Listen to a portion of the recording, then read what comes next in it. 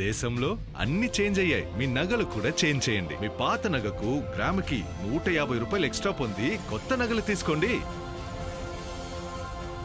అదే తక్కువ తరుగుకు మీ లలితలో మాత్రమే.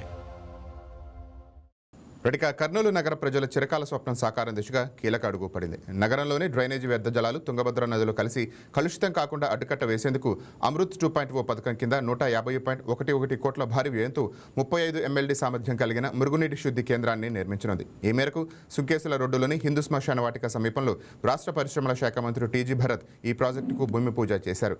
గతంలో పుష్కరాల సమయంలో మురుగునీటి మళ్లింపు కోసం పడిన ఇబ్బందులు, నది కలుషితం కావడం వల్ల ప్రజలు పడుతున్న వేదనను దృష్టిలో ఉంచుకొని ఈ ప్రాజెక్టును వేగవంతంగా చేపట్టినట్టు మంత్రి తెలిపారు.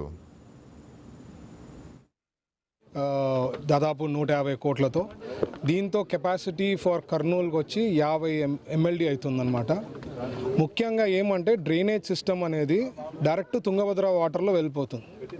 అక్కడ ఈవెన్ పుష్కరాలు ఉన్నప్పుడు కూడా చాలా ప్రాబ్లం ఫేస్ చేయాల్సి వచ్చింది. ఎందుకంటే మనకి డౌన్ స్ట్రీమ్లో వచ్చింది, అంటే వాటర్ ఇట్లా ఫ్లో ఉంటుంది కాబట్టి ఈ డ్రైనేజ్ సిస్టమ్ అంతా అక్కడే కలిసేది, అక్కడే ప్రాబ్లం. అప్పుడు కూడా చాలా కష్టాలు ఫేస్ చేశారు అప్పుడు లాస్ట్ టైం పుష్కరాల్లో. ఎందుకంటే ఆ డ్రైన్ వాటర్ని డైవర్ట్ చేసేకి నానా తిప్పలు పడినట్టు గుర్తుంది నాకు.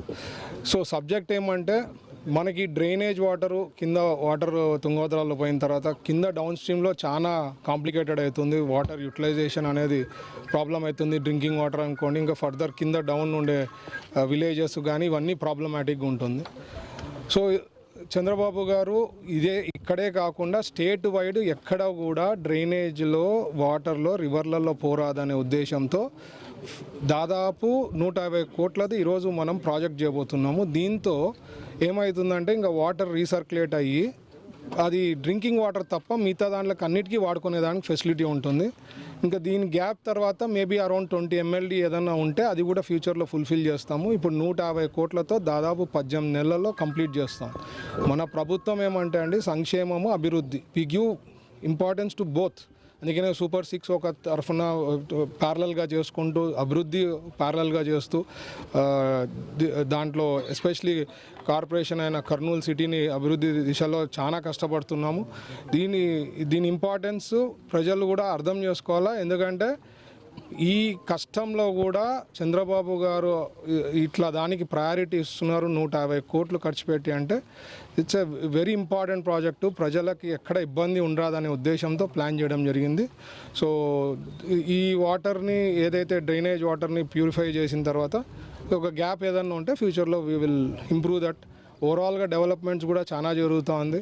స్టేట్ వైడ్ జరుగుతుంది. ఇండస్ట్రియలైజేషన్ అనుకోండి, లేకపోతే ఐటీ రంగం అనుకోండి, రోడ్స్ విషయాల్లో అనుకోండి, ఎనీథింగ్ ఫర్ దట్ మ్యాటర్ అన్నిటికీ కాన్సన్ట్రేట్ చేసి ఏది మోస్ట్ ఇంపార్టెంట్ అని చెప్పి దానికి మైండ్ పెట్టి చంద్రబాబు గారు ప్రయారిటీ ఇచ్చి చేయడం జరుగుతుంది. అందుకనే పాజిటివ్ పర్సెప్షన్ కూడా ఈ మధ్య కాలంలో సార్ పర్సూ చేసినప్పుడు కర్నూలు నియోజకవర్గం, నా నియోజకవర్గం డిస్ట్రిక్ట్లో టాప్లో ఉండింది. I was very happy.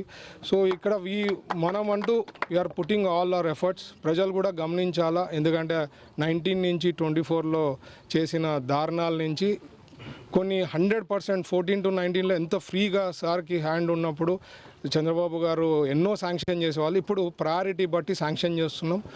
ఎప్పుడు కూడా మా ప్రభుత్వం ఎన్డీఏ ప్రభుత్వము అభివృద్ధి సంక్షేమం చేసే ప్రభుత్వము. ఇట్లా ప్రభుత్వాలు కంటిన్యూ చేస్తే స్టెబిలిటీ ఉంటుంది, ఫ్యూచర్ అనేది చాలా బాగుంటుంది. కాబట్టి ప్రజలు ఎప్పుడు ఈ ఆశీర్వాదం ఎప్పుడు ఉంటుంది. ఎనీ ఎలక్షన్ వచ్చినప్పుడు మీ ఆశీర్వాదం